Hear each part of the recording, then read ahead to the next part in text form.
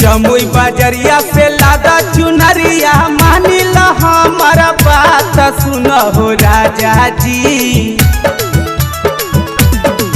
राजा जमुई बजरिया से लादा चुनरिया मानिल हमारा बात सुनो राजा जी। करबई हमहू असो नहबारात सुनो राजा जी। करबई हमहू असो नहबारात सुनो राजा जी।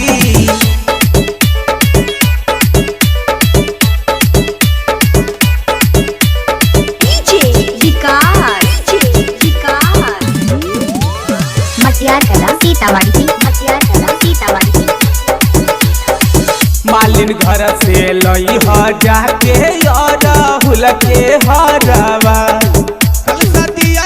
लई ह जाके कुहारा के घरवा कुहारा के घरवा। मालिन घर से लई ह जाके राहुल के हरवा लई ह जाके कुहारा के घरवा।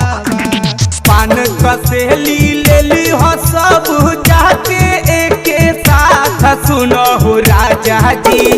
करबई हमहू असो नहबारात सुनो राजा जी।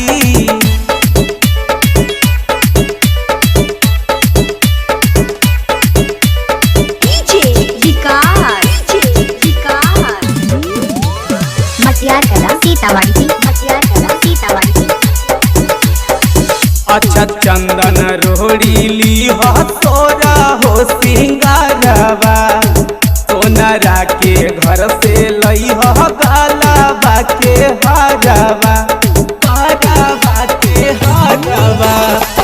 अच्छा चंदन रोड़ी ली हो तोरा हो सिंगारवा सोनरा के घर पे ली हो गलबा के हरवा। मिथलेश मैया चरनिया पूजबई जोड़ी के हाथ सुनो राजा जी। करबई हमहू असो नहबारात सुनो राजा जी। करबई हमहू असो नहबारात सुनो राजा जी। करबई हमहू असो नहबारात सुनो राजा जी। करबई हमहू असो नहबारात।